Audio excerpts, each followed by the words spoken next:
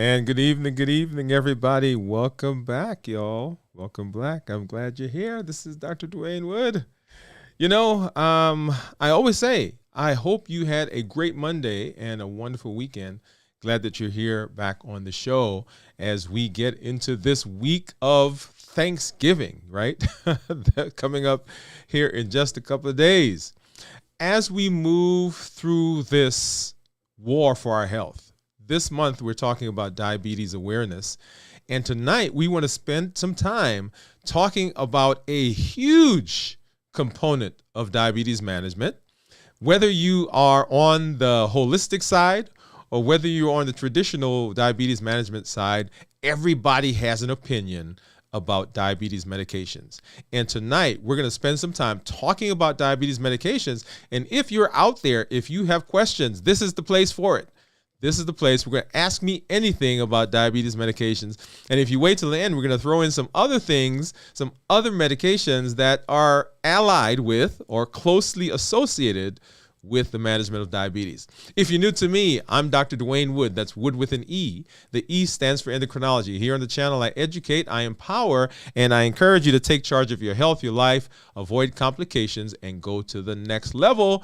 If you're new, also go ahead and put new in the chat because we'd love to welcome you with a hand clap and some music.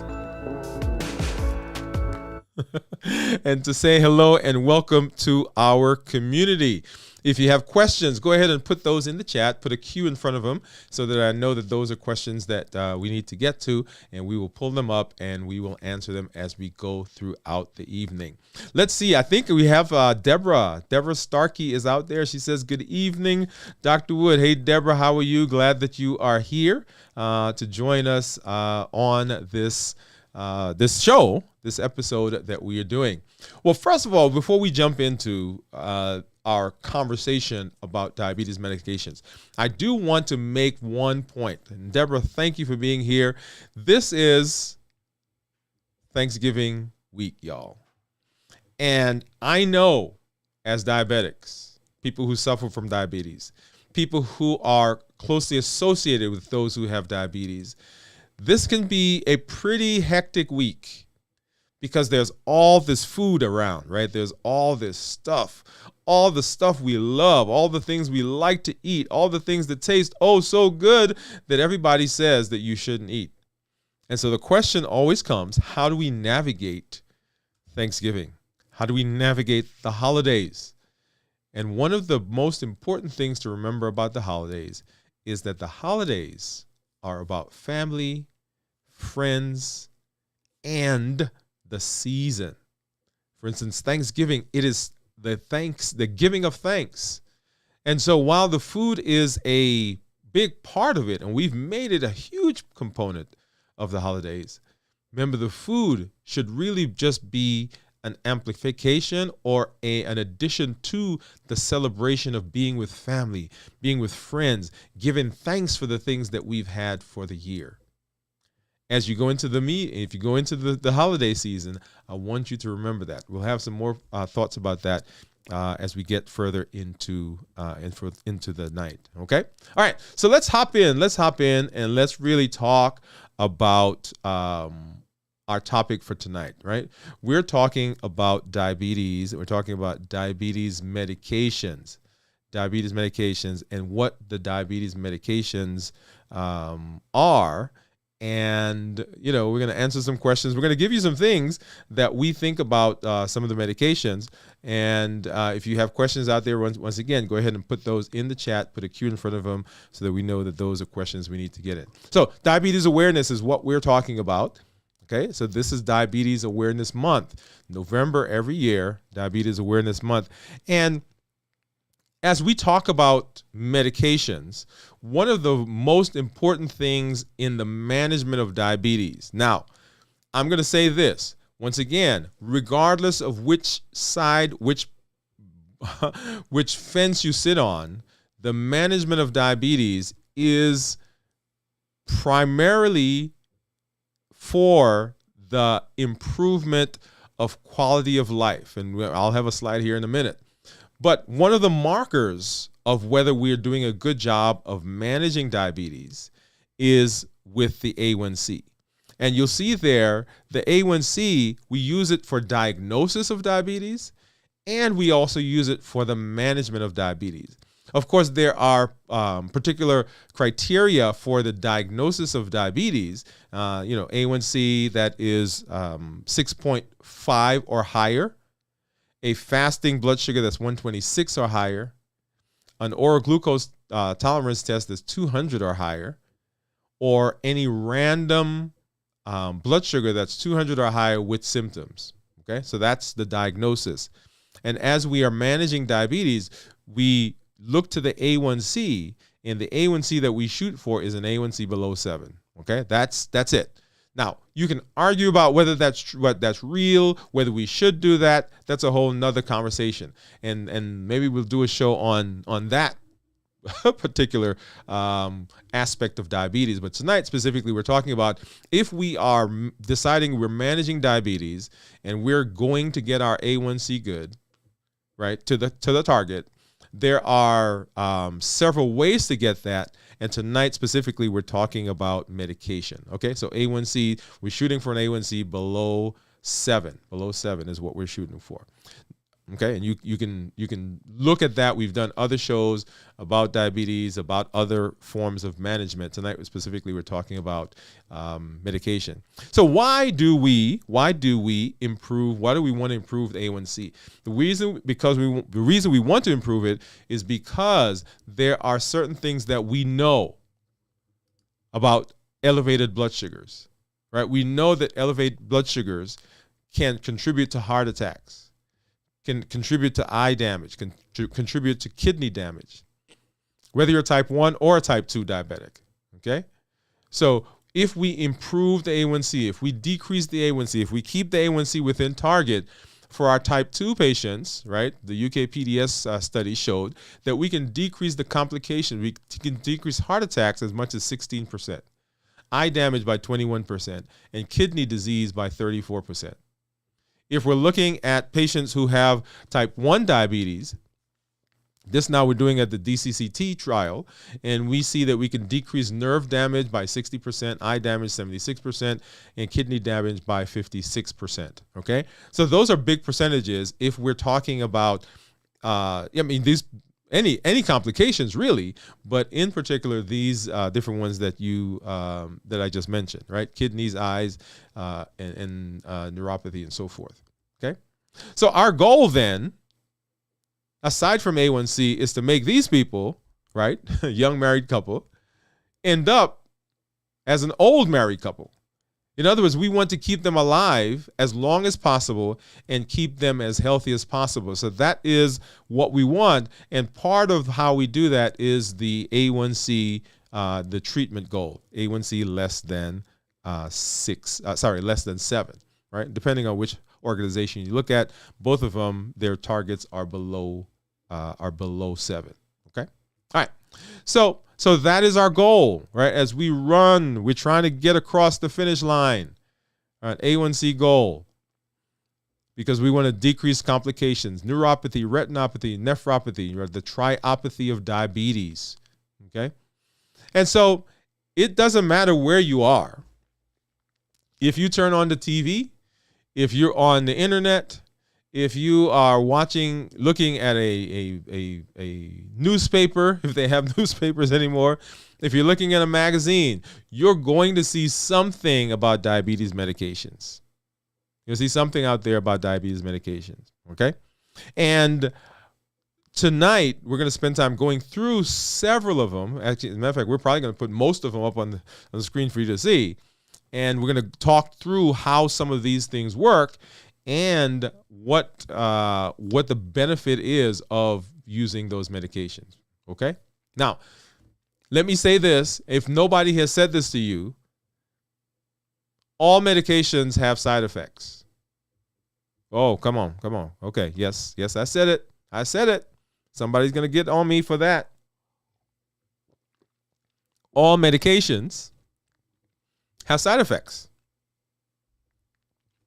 Whenever we are talking about treating a disease, however, we're always weighing the benefits of medication against the the benefit of not taking medication. We're always weighing those two against each other. So as you talk to your healthcare provider, as you are considering medication, you have to consider the benefit and the drawbacks. The benefit of taking it and the drawback of not taking it.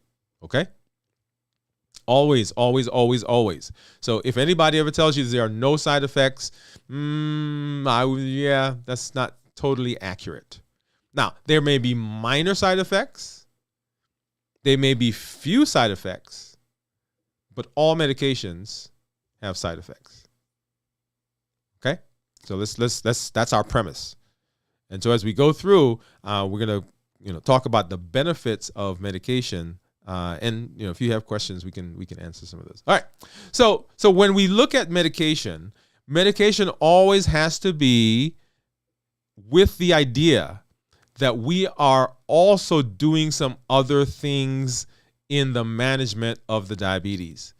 And that is, if you remember, we did a show early on talking about lifestyle as medication, lifestyle changes as medication. So on the background of your lifestyle ongoing modification, on top of that, that's where medications come in. Right? So I hope that makes sense to you. So we're not talking about medications in isolation. We're talking about medications in addition to the other things that we are doing, right? The diet, the exercise, getting good sleep, managing our stress, dealing with inflammation, all the things that we've talked about before, all of those things still need to continue as we are in the process of addressing and looking at medications. And so medication, when we're talking about medication, we can do it in several ways. And there are different algorithms for different places. And we're going to try to simplify it. Either you can be on no medications, right? But since we're talking about medications here, that's not one of our options. You can be on monotherapy, so that's one medication. Dual therapy, two medications. Triple therapy, quadruple therapy, multiple, right? You can be on lots of different medications. It depends on where you are in your blood sugar control, or what we say glycemic control. Depends on where your blood sugars are. And it depends on what other things are going on as it relates to your diabetes. Okay? As it relates to your diabetes. And so if someone comes into the office, they are diabetic, and their A1C is below 7, and we're trying to get that number lower, then a lot of times we'll put them on one medicine, right? The monotherapy.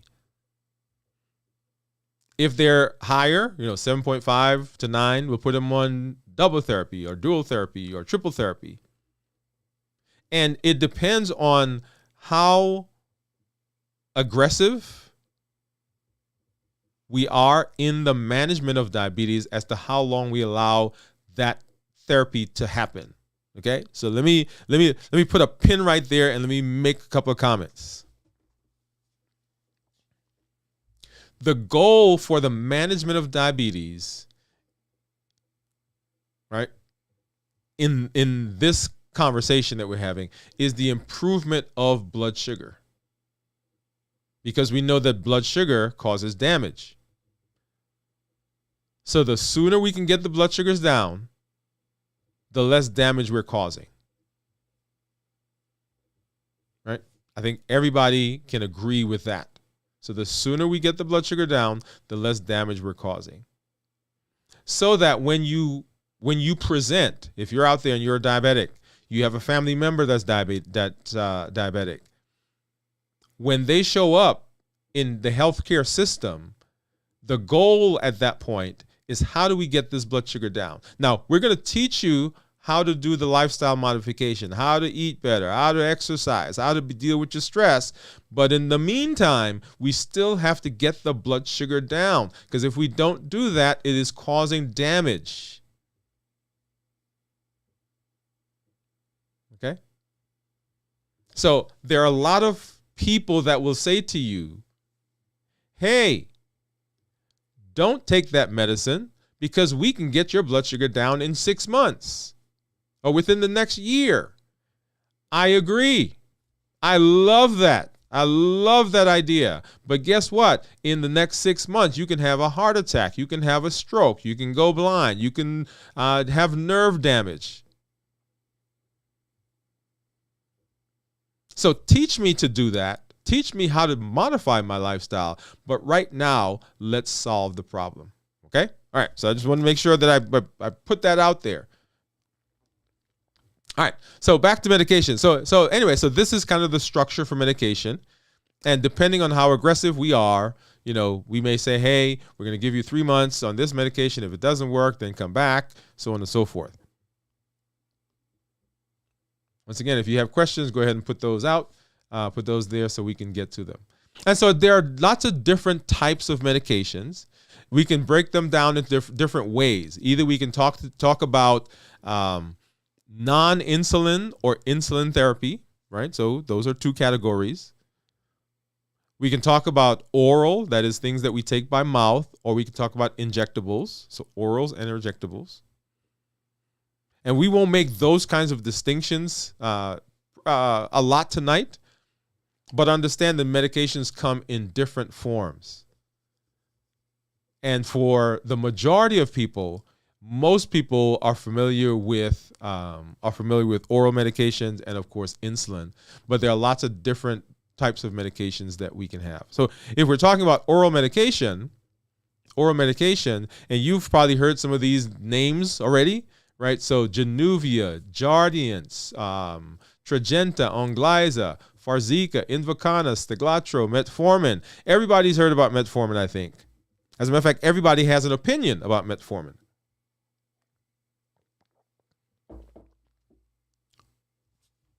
And then, of course, glipizide, glyburide, and glimepiride.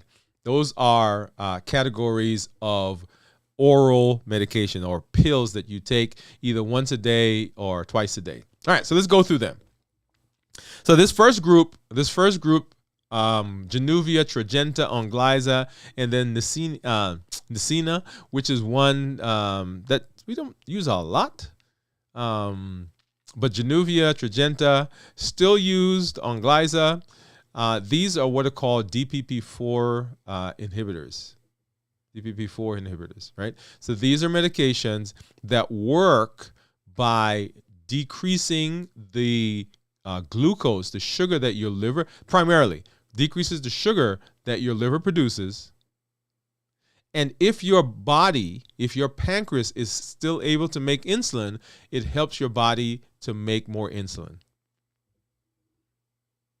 All right, so decreases the sugar and helps your body make more insulin. Now, why is that beneficial?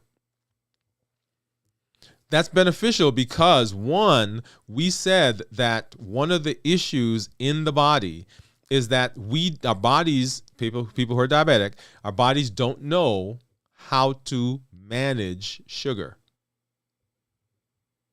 So any sugar that comes into the system, the body doesn't know how to handle it. So if my liver is pumping sugar into me, which it does, then the body doesn't know how to handle it, and so my blood sugars rise. So if I have a medication that decreases the amount of sugar that my liver produces, that's a benefit. And then it also helps my body if it is able to produce insulin. So it says to my pancreas, hey, my blood sugars are high. If you can make more insulin to manage this, then please do that. So we're hitting it at 2 of the primary problems that we see in the patient who has diabetes. And specifically now, by the way, and now let me go back and say that we're talking here specifically about type 2 diabetics, patients who are type 2, not type 1. So these oral medications that we're talking about, these are not type 1 medications. These are type 2 medications. So remember, we said one of the issues in type 2 is that the body may not be able to produce as much insulin as the body requires for various reasons. Go back to listen to the show from last week. Or the body's producing too much sugar, right? The liver. So those two things, if we can combat those, if we can decrease the sugar that's produced and help our body produce more insulin to combat the sugar, then we improve the blood sugars. Does that make sense? Yeah. So that's how those medications work. Now, of all the groups that we're talking about, this is one of the groups that is what we called weight neutral. They're supposed to be weight neutral. Let me say that. In other words, they don't cause weight gain and they don't cause weight loss. They're weight neutral. Some of the others that we're going to talk about here in a minute do cause weight gain. As we talked last week, we talked about insulin, right? Insulin is, it causes weight gain. So this group, weight neutral. The other thing about this group is that even though they improve blood sugar, they should not cause severe hypoglycemia. Okay, and we'll make a point of that here in a minute when we talk about some of these others as well. Okay, so Januvia, Tradjenta, Onglyza, Nicena, that's the class, and they are called DPP4, DPP4 inhibitors. All right. So our next group that we want to talk about, and this is a group that is getting a lot of press nowadays, and these are the SGLT2s, SGLT2 inhibitors, basically. This is Jardiance, Farxiga. There's Invokana and Steglatro. Now, the ones that you will hear most about are Jardiance and Farxiga. The other two are in the class, in the category, but we don't hear much about them. They had some, well, I'm not going to talk about them, but they had some bad marketing and some bad things happen initially. And so, people don't think of them in good ways. But Jardiance, Farxiga are in the news right now because they are drugs that help with various types of heart disease and also kidney disease now. Okay, so these are called SGLT2 inhibitors, and these guys are the way they work is basically they take sugar and they put it in the urine, and basically you pee it out. That's it.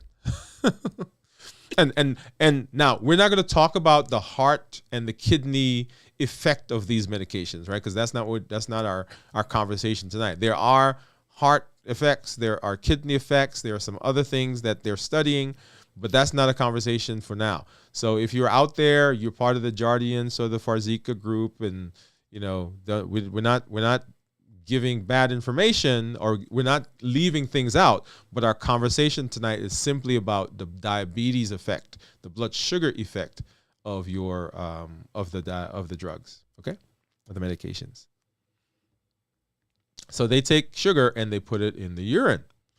Now, a benefit of that is, remember we said that diabetes, if we don't have enough insulin on board, or for whatever reason, the blood sugars start to rise. So if I can somehow take that sugar out and get rid of it, then that causes improvement in my sugar levels, right? And remember we said that it's the high sugar that causes damage. So if I can lower that by getting rid of it, boom, there we are. Does that make sense? All right. So so that's one of the benefits, right? So manage blood sugar. These medications can also improve weight. Now, that is not an indication of the medication.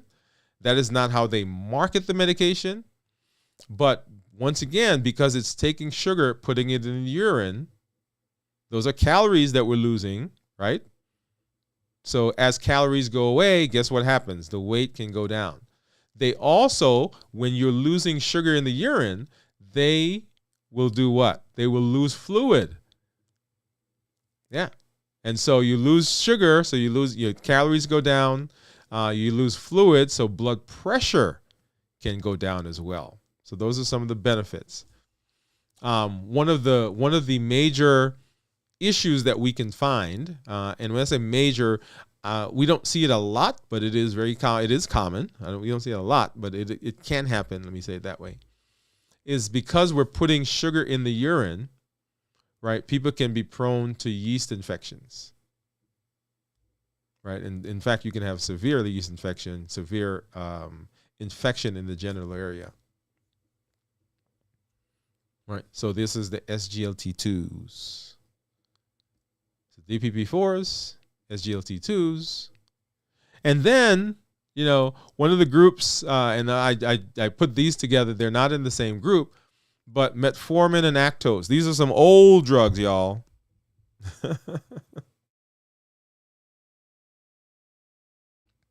These are some old medications. So metformin.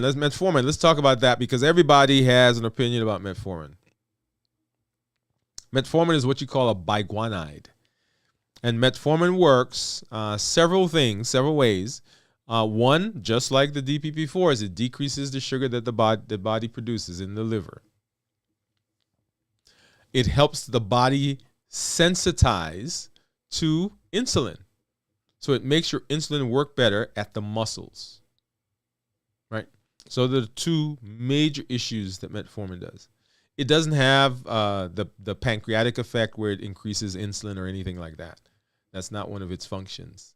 That's not how it works. So those are the two major ones. Decreases sugar and better insulin usage. It is an old medication. Everybody has studied it. You may hear people talk about, metformin causing B12 deficiency. So it can cause deficiency in B12 in certain people. Malabsorption, right? It can cause diarrhea. It can cause upset stomach. It can cause bloating, gas. All those things are possible side effects of metformin. Yes? Yep. If you're out there and you've had some metformin and you've had any of the side effects, or somebody, go ahead and put yes in the comments. Put yes in the comments. Yeah, metformin. And then Actos, or pioglitazone, is the other name for it. One of its sister medications, Avandia, was taken off the market for. Well, I won't get into why it was taken off the market. But Actos is still out there. It's still used to a certain extent. One of the big things let me talk about the positives first. So Actos does a lot of things, but it helps the body use insulin better, right? And it helps the pancreas, when it sees sugar coming into the body, release insulin. Yep. It is probably not very high on the list of drugs that many people use nowadays. So it's almost, it's on the screen, but it's almost gotten, it's putting way back on the back burner. Okay. One of the side effects of Actos is that it can cause fluid retention. And that is actually the big thing that people have with the class. These are called TZDs. Right, because they cause fluid retention.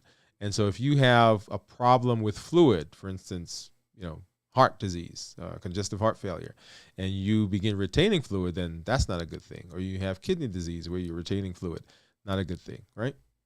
You have edema already, and so now you take this medication, it retains fluid, yeah, not a good thing.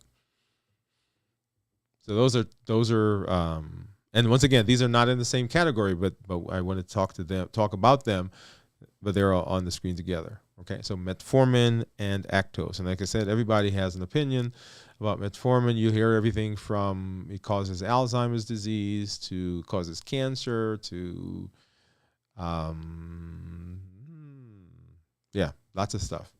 Okay. I will tell you that metformin is one of the first-line treatment drugs that we use because it is simple to use. The complications of metformin are, and I'm going to use this word, are low. Okay. Some people will have side effects from it, but it, we have. Let me just pause there. Okay. Yeah. So metformin. If you guys have questions, go ahead and put those on the screen. And actually, I forgot to do this at the beginning.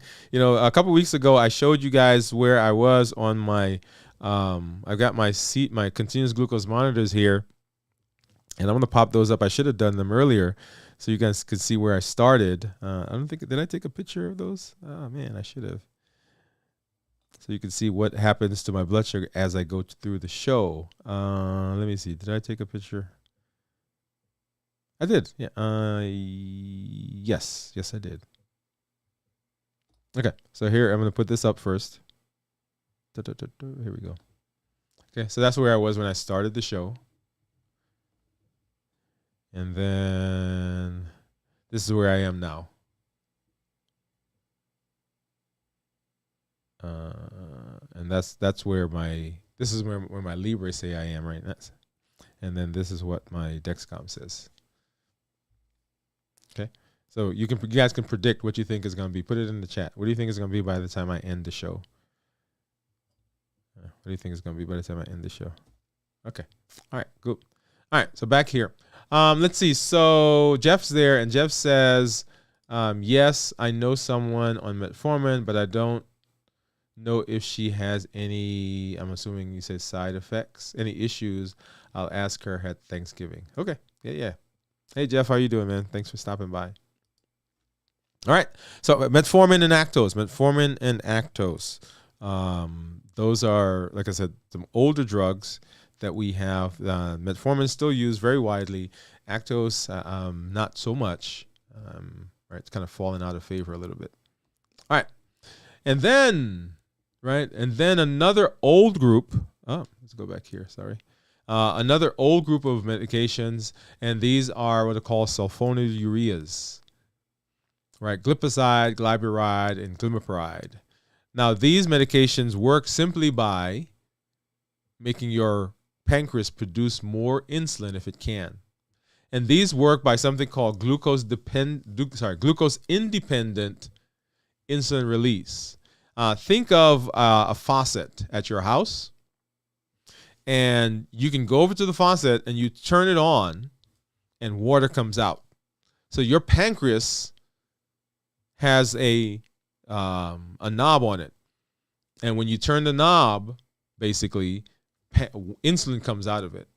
So glyburide, glipizide, and glimepiride, these medications I just mentioned, they will go over to the pancreas and basically turn the faucet on, and it's on all the time. Whether you're eating, it's on. Whether you're not eating, it's not on. It's on. If your blood sugar is high, it's on. If your blood sugar is low, it's on. Right? So it's always on. So that's what's called glucose independent. So it doesn't matter if you have high sugar. It's going to cause blood sugars to go up. Insulin to come out. The first group that we talked about, the DPP-4s, they function by something called glucose dependent. In other words, they require glucose to be coming before they will work. And that's why, remember I said that they should not cause low blood sugars? Because the way they work is when the blood sugar is high, when the blood sugar is elevated, when the blood sugar is coming, they begin working. They turn the faucet on and insulin comes out. So if there's no high sugar, if there's no sugar coming at it, then they don't really work. They just sit there. These guys, on the other hand, glipizide, glyburide, and glimepiride, they go and they turn the faucet on. And so they are very likely to cause hypoglycemia or low blood sugar because that's how they work. So it's not uncommon for someone to say to me, hey, I took my medication in the morning and I forgot to eat. I didn't eat until 1 o'clock or 2 o'clock in the afternoon. And I ate first time this morning at 8 o'clock, but I forgot and I didn't eat anything until 2 o'clock, 3 o'clock in the afternoon. Well, guess what? The glimepiride, and glimepiride, they were in the body and they turned on the faucet and they treated the blood sugar that came from the breakfast, right? But they kept working. And if you didn't put anything else in the system, if you didn't eat anything else, the blood sugar kept going down, and because what's being done? Your body's producing more and more insulin. And so by the time you get to 1 o'clock, 2 o'clock, 3 o'clock, if you haven't eaten anything, now we have a low blood sugar.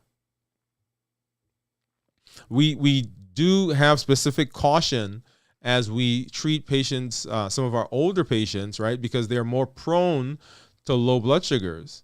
And so we're cautious when we talk about using this class in them.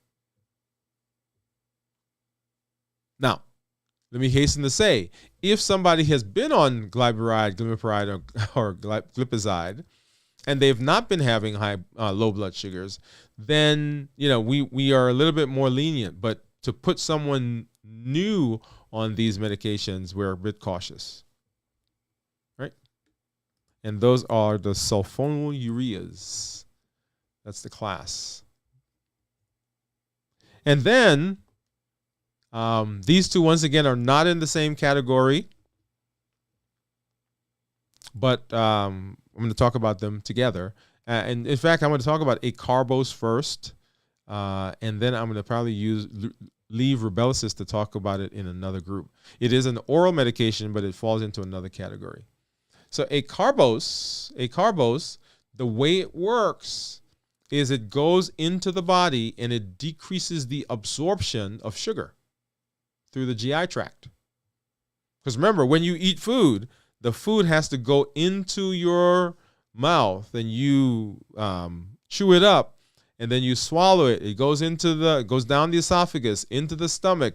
It gets mixed up and churned in the stomach, and then it starts to go into the small bowel and then the large bowel and so forth. And as it moves through the body, through the GI tract, that's where the body absorbs all the nutrients, those macronutrients, those micronutrients, the vitamins, the minerals, right? It's in the GI tract.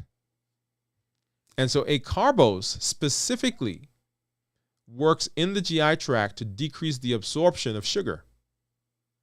So the sugar, instead of getting absorbed in the body, it just continues moving through each of those different areas, and then it's excreted in the stool. So that's one of the benefits. And we love that. That's great. Yeah, if I don't get the stuff in my body, then I don't have to take medication to treat right? If the blood sugar doesn't come in, then I don't have to take medication to treat it.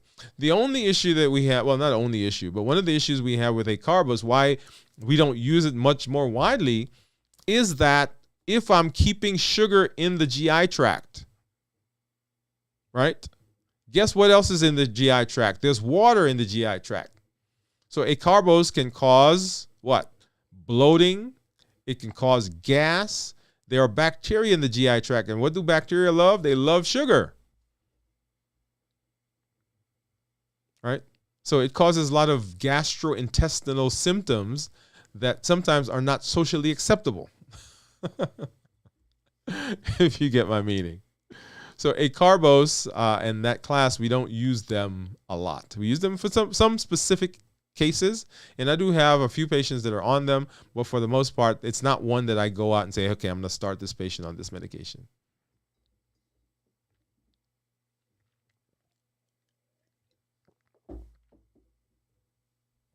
All right, so that's acarbose. Hey, Teresa. Hey, thanks for coming by. Teresa says, is this being recorded? I missed some of the information. And it is, Teresa, it is being recorded. It will be up on the channel. So you can go back and you can watch it. And for everyone out there, yes, it will be on the channel as part of the War for Your Health series that's on there. It'll just be added to it. Okay, cool. But thank you for being here, Teresa. I'm going to give you a hand clap and some music. Well, hold on. Wait. See, Teresa, you got me. Where's my stuff? Okay, here we go.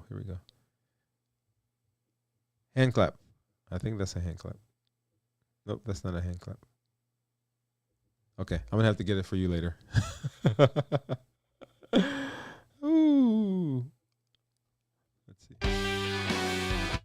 There we go, Teresa.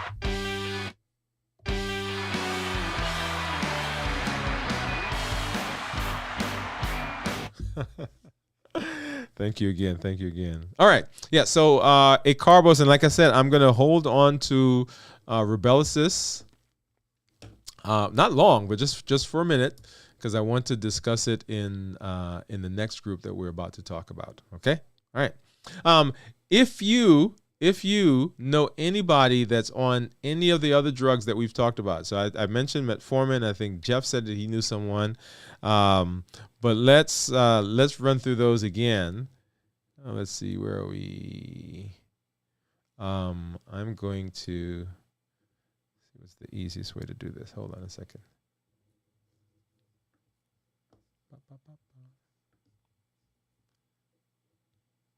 Okay, here we are. Okay, there we go. Let's go ahead and put this up.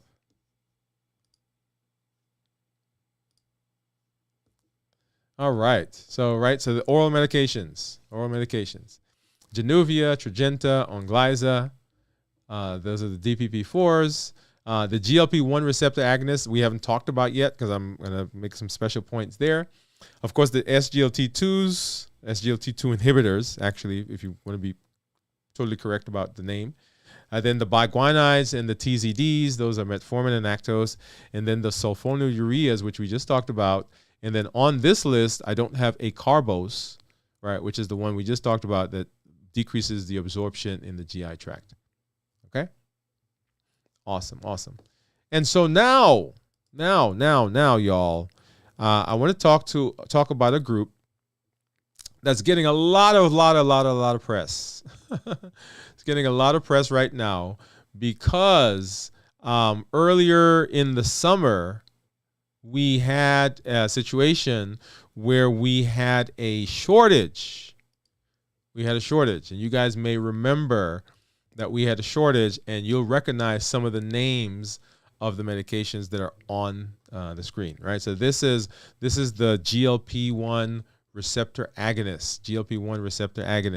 And these guys have been in the news because they treat diabetes, but a lot of people had been using them for the management of weight, right?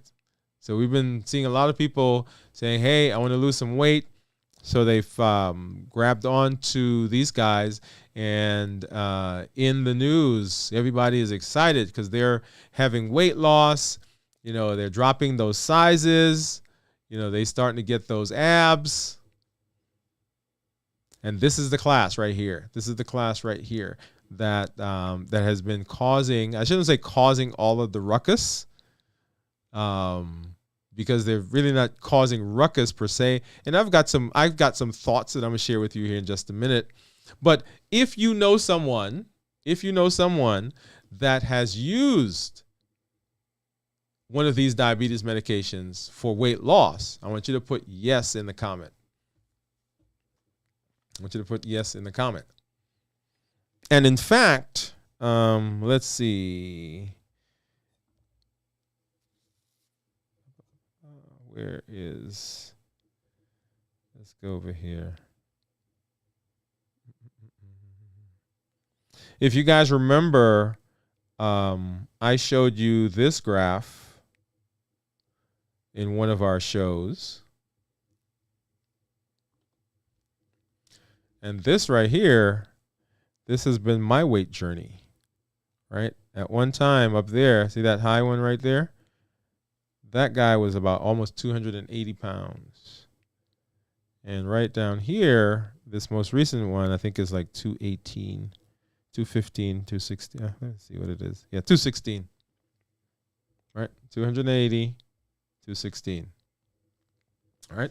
So I'm going to raise my hand. I do know somebody who uses one of these guys. And once again, like I said, we're going to do a show at one point where we go through all of my experiences with you. Okay. All right. So back in the summer, late spring, summer, into the fall, there was this shortage that was going on in these medications because people who were trying to lose weight found that, and I shouldn't say found, we knew that one of the side effects, if you will, of this class was that people would, their weight would be decreased. Okay. And so when people found that, then people grabbed onto it and they started using it. And so people who had blood sugar issues, they couldn't find it at the store. I shouldn't say grocery store, at the pharmacy, because it was being used. And so insurance companies and so forth have and pharmacies have kind of tightened up on the use. And in fact, a lot of times, if you are not, I shouldn't say a lot of times, if you are not diabetic, if you don't have a diagnosis of diabetes, your insurance doesn't approve it. Or if you have a diagnosis of type 1 diabetes, your insurance doesn't approve it. Okay, so that's a whole nother conversation. But that's the group. That's the group. So let's hop back over there. And so everybody, like I said, is losing weight, and everybody's excited about it.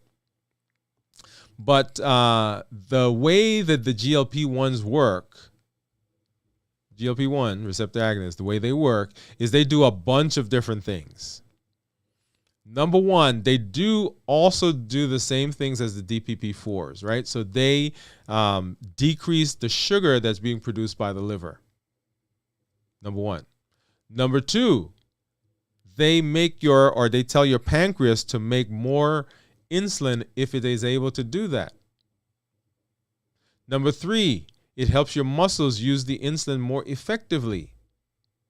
And then number four, it decreases increases the transit time, or basically slows the food as it moves through your GI tract. Those are the major things when it comes to blood sugar control. Now, there's another component of it because it goes to the brain and it modulates some of the hormones that are there, and that is its way of managing not just sugar, because it helps you feel full, and it tells your body, hey, I am full, so it improves satiety, meaning you feel you're not hungry anymore, and it decreases your hunger. Remember we talked about ghrelin and leptin, those two hormones. And so it manages blood sugar and it manages weight. Now, a lot of the drugs, the medications in the class are not indicated for weight loss. Some are and some are not. So things like Trulicity, Bydureon, or B-Cice is its new name, or Victoza, or Ozempic, right?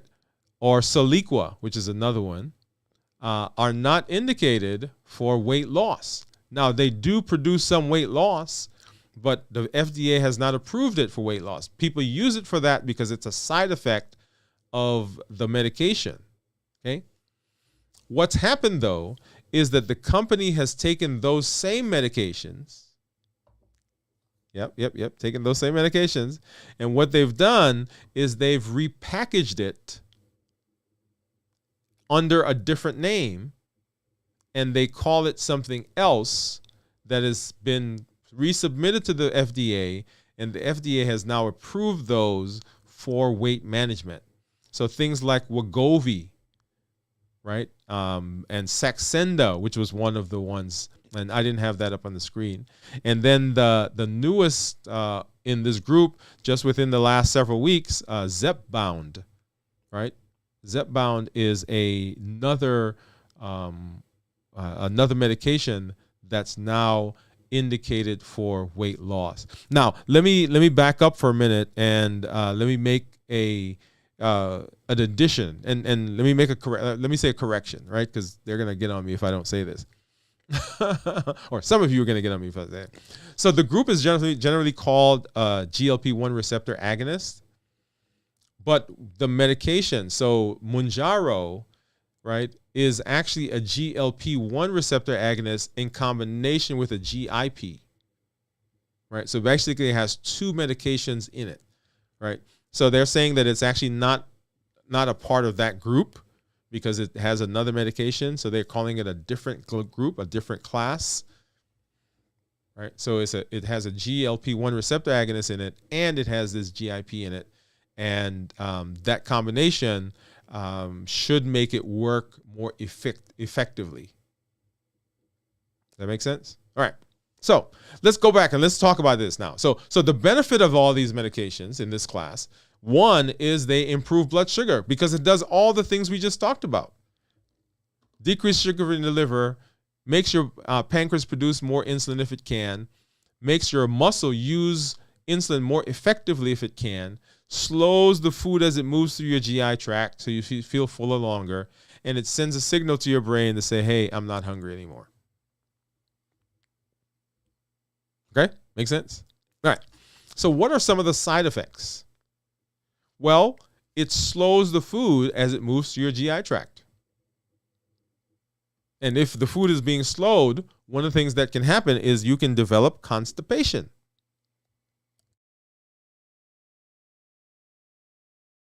So one of the side effects is constipation. Once again, because it's slowing the GI tract. There was a recent article I saw somewhere where someone said that they had gastroparesis, which is a severe slowing of the GI tract.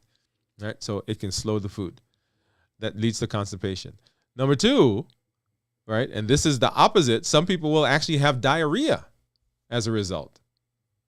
Right? When we talk about metformin can cause diarrhea, acarbose can cause diarrhea, and so this class of drugs, these medications can cause diarrhea as well. Because it's slowing the food as it moves through your GI tract, some people feel that as nausea, queasiness. They can even have vomiting if it's significant. They can have abdominal pain. And in some cases, people can develop pancreatitis, which is an inflammatory problem of the pancreas, where the pancreas becomes inflamed. Basically, I said inflamed. It becomes inflamed. Okay. So constipation, diarrhea, nausea, vomiting, abdominal pain, and pancreatitis are possible things that you can see. And then the big one that a lot of people hear about and think about is that it can cause, and it has caused in mice studies, thyroid cancer, right? So medullary thyroid cancer, medullary cancer of the thyroid. Okay. Now, we've never seen that in a human, and it is not the main part of the thyroid. But that is something that is out there. It's on the box. It's on warning. So whenever I start someone on one of these medications, I'll ask them whether they have a family history of thyroid cancer, if they've had a history of thyroid cancer. I ask them whether they have a history of pancreatitis, right? Because I don't want to do anything that will precipitate that or exacerbate that. Now, here's an interesting thought about this class and with the pancreatitis, right? So if I have someone who has pancreatitis and the cause of the pancreatitis was known, like they had pancreatitis because of some other thing, then in some cases, some people will still put them on the medication, right? Because we have a source for it. If they don't have a source for it, then they don't go back on the medication. Like I've had people come to the office and they say, hey, I had pancreatitis. They didn't know what caused it. And I'll tell them, no, we're not putting you on any of this class. Now, the reason that I kept Rybelsus, remember I put that graphic up with Rybelsus and acarbose that was on it. Let's see, where was that? Rybelsus and acarbose. And the reason I kept Rybelsus back was that Rybelsus is the only oral form of these medications. Okay? It's the only oral version of these medications, and specifically, it is the oral form of Ozempic. And I thought I had a picture of the box, but I don't. right? So it is the only form of only oral form, that is, of these medications. And so if you have someone who is interested in a GLP-1 receptor agonist, but they don't want to do the injection, Rubelisis is an option for them. Now, people are going to say, well, which one is better? Which one is, right? And right, we're not going to get into that discussion, other than we use the one that your insurance pays for. Right? And you guys know that, right? So I, and sometimes I hesitate to get into this conversation, but here it is. When I write a prescription in the office, that prescription, I hit the send button and it goes to the pharmacy.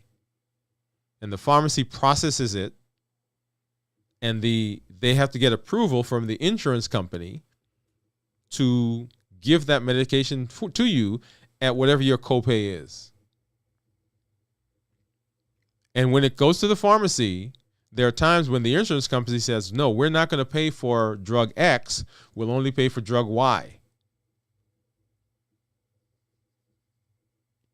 And that is completely out of the hands of your physician.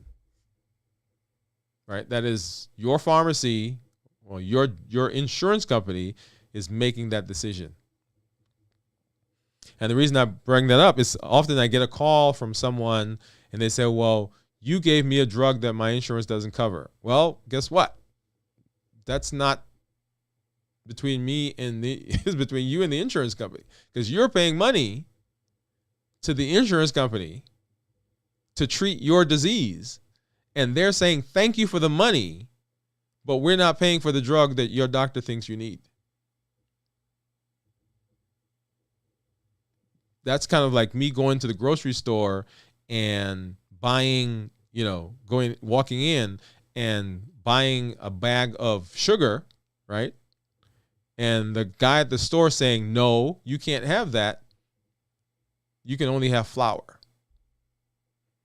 Now, if that happens, what do I do? Like, what would you do? Well, you argue with the guy at the store, the guy who told you couldn't get what you came for. Right?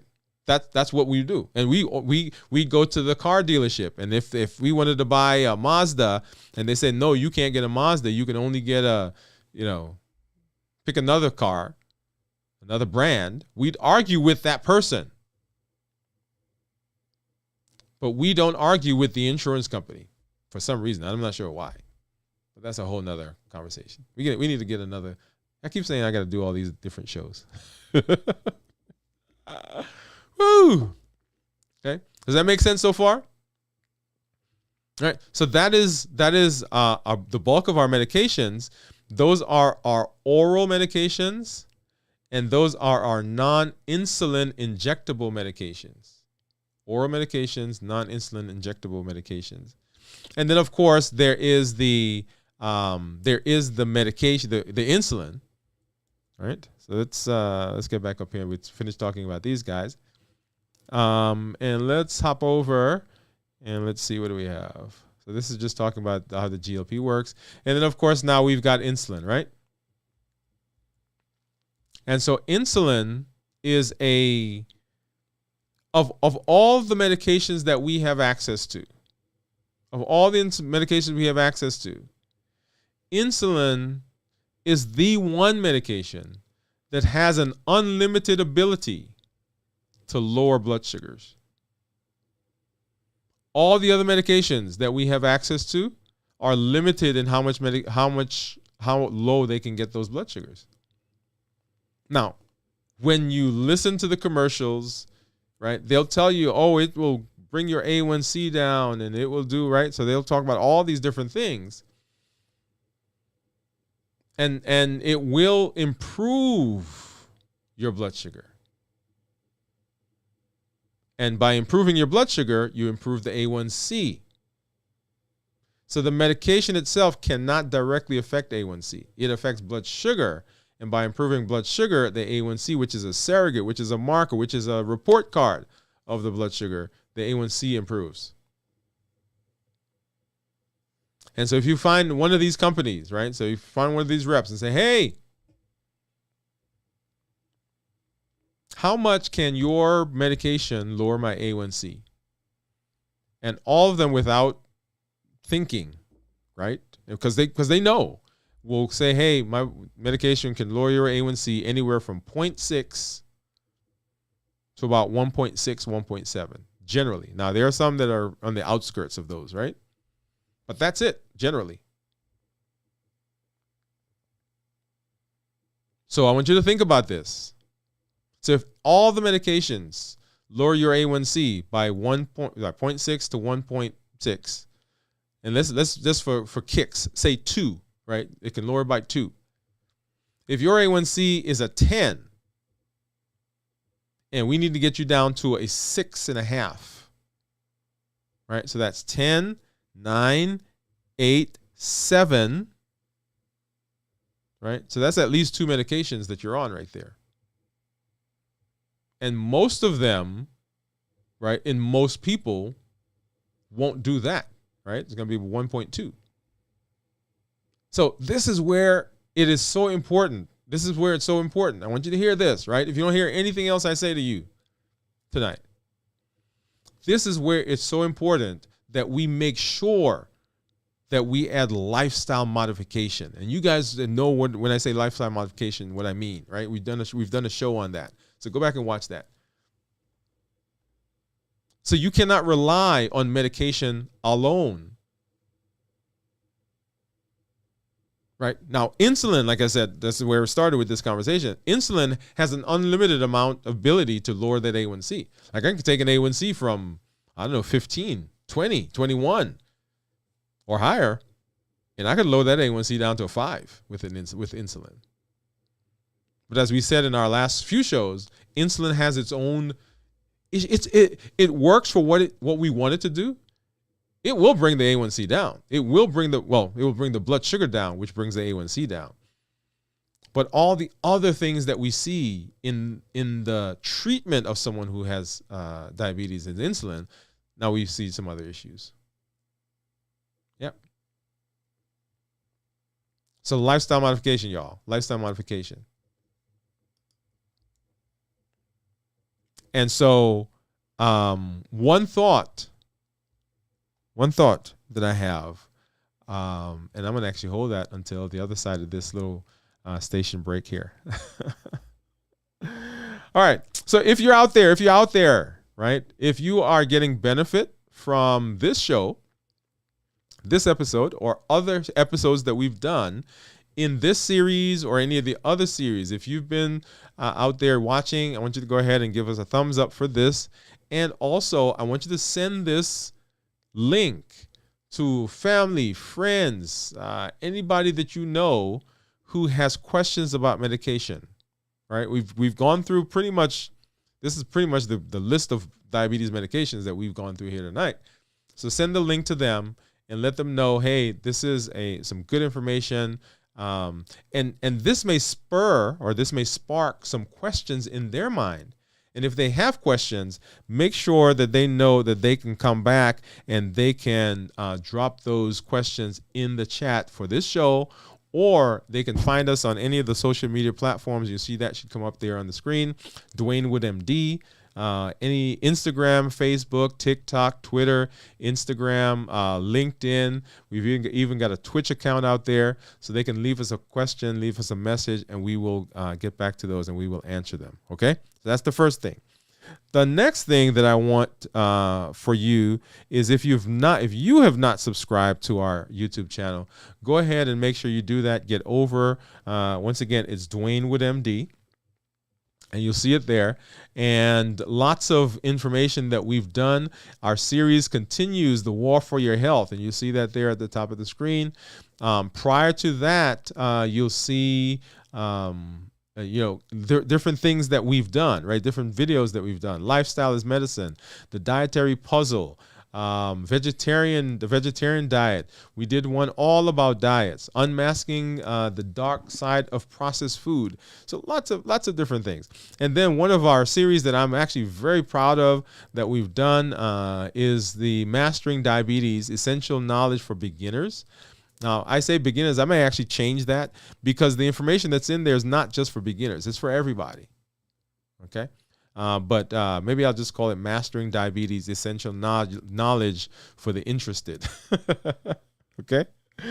So make sure you get over there and that you take a look at our YouTube channel.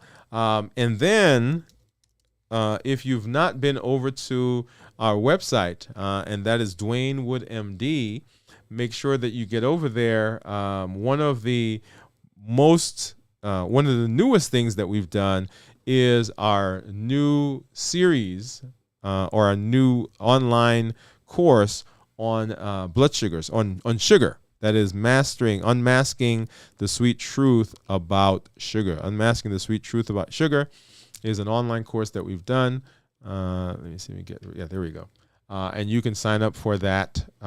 Now, at the end of this show, as a matter of fact, maybe I should do it right now. At the end of the show, this course is going to be going, I want to say on sale for Black Friday. Okay, so this would be a good opportunity for you to get out there and for you to sign up. Okay, so at the end of the show, within a couple of minutes, you'll see that they're changing so that you can take part in that.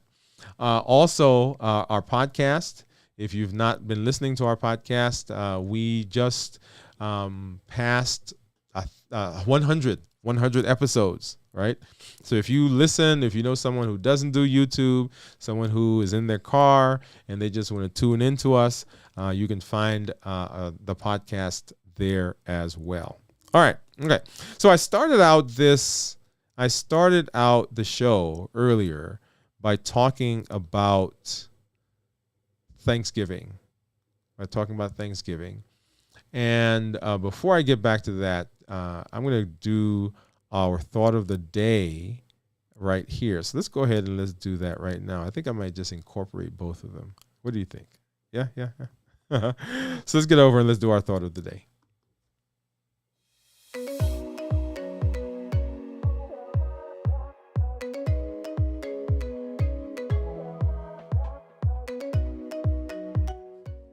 All right, so our thought of the day is this: family, food, and fun. Family, food, and fun. Family, food, and fun. We are in the Thanksgiving season. We are in the holiday season.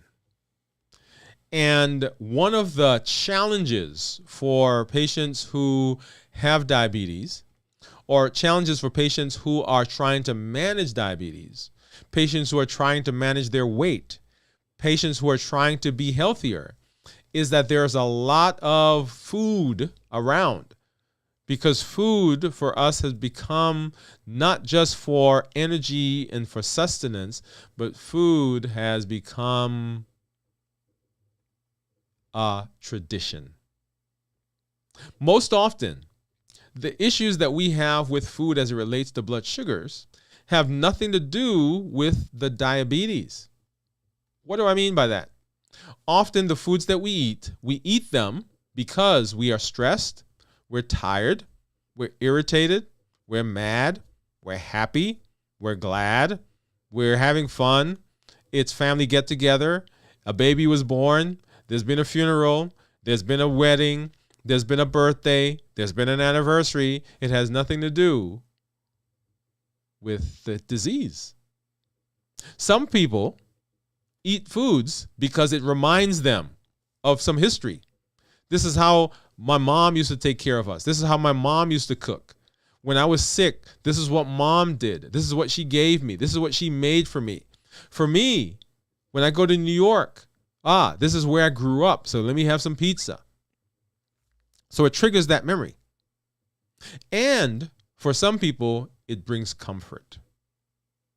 Right? That's what food does.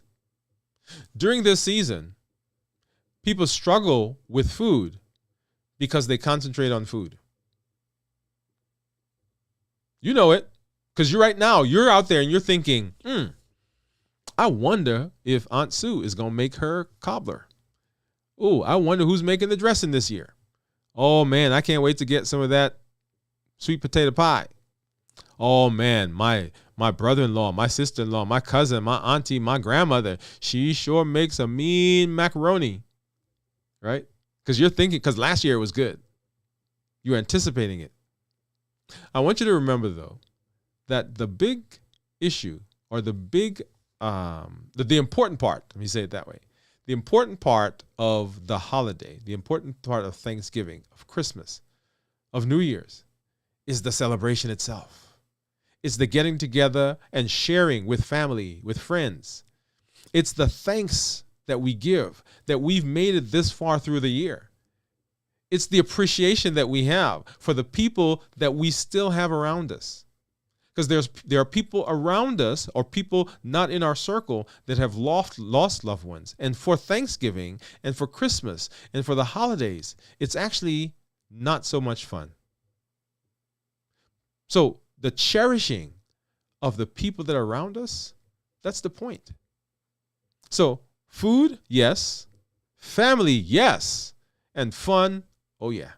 So food, family, and fun. So this Thanksgiving, as you move through the holiday, give thanks for the food, but enjoy the family and have fun. And that is our thought for today.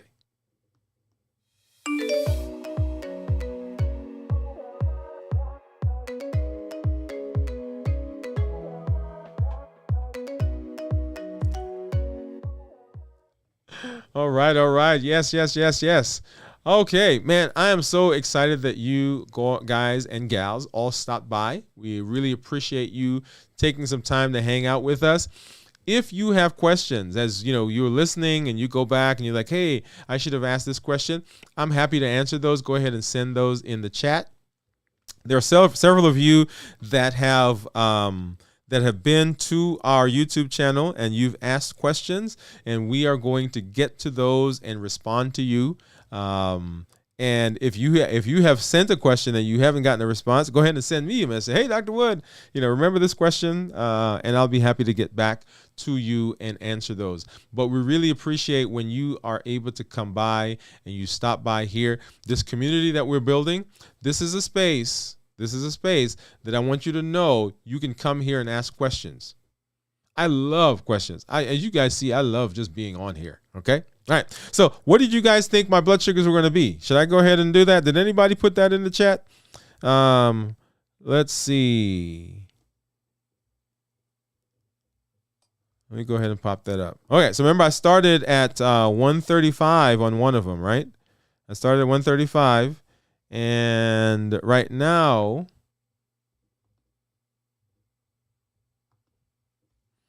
this guy says that I am 150. Yep, 150. Let's go over here. And this guy says I'm 131. Okay. So remember, these are two different continuous monitors. This one is the Libre. Let me hop over there and do something real quick.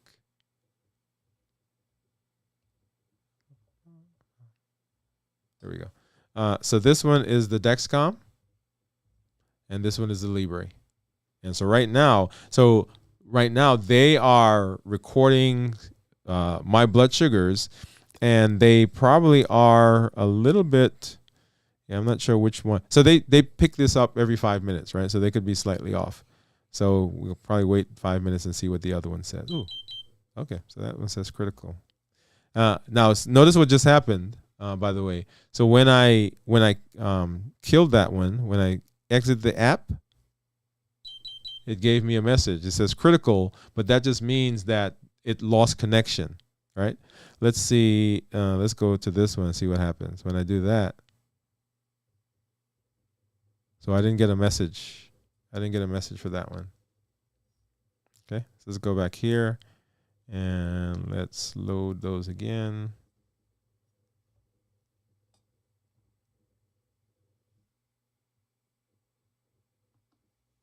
Okay, so Dexcom is still saying 150, and Libre is still saying 132, right? So I will wait for a minute, and that will those should update. Okay. But what I started saying is thank you for being here. Make sure you reach out to us in our social media platform. Love that you were here. On our YouTube channel, we're a little over 3,300 subscribers. Love, if you haven't done so, love for you to be another one. One of the series that we're doing, is our Q4, winning moves, which is this guy that you see right here. All right. So we've been doing, we're up to what? I think episode 29. And so this is the time when I come on and I do some teaching, and we just actually do a little work time. Okay. So let's pop that up and see. All right. So that's what we're doing right there. We're doing some teaching. Q4 winning moves is the series that we're doing. Okay, so if you are in the throes of the fourth quarter, if you have some things that you need to do, if you've got some projects, if you've got some New Year things that you're trying to get ready for, this is an awesome opportunity to come by and to hang out with us. Okay, all right, very good. All right, let's see. Jeff asked the question. Let's go ahead and answer that question here, Jeff. Jeff says, do you see that the weight loss from the GLP-1 is up to 40% muscle loss? Jeff, that's a good question. And I have not experienced that in myself or in patients. I see that they are losing fat, right? So they're losing adipose tissue. We tell them to make sure that in the process of weight loss that they are exercising and doing those things to make sure that they are maintaining a healthy life overall, a healthy body overall. But I've not seen 40% muscle loss, no. Okay. All right. Okay. So let's see. Yeah, this thing still says 150, so we'll leave it at that. But once again, thank you guys. This is Dr. Dwayne Wood. That's Wood with an E. The E stands for endocrinology. Here on the channel, I educate, I empower, and I encourage you to take charge of your health, your life, avoid complications, and go to the next level. I will see you later this evening at our Q4 winning moves, or we'll see you next week at our next show, y'all. Enjoy your Thanksgiving. Enjoy the rest of the week, and we'll see you back here. Good night.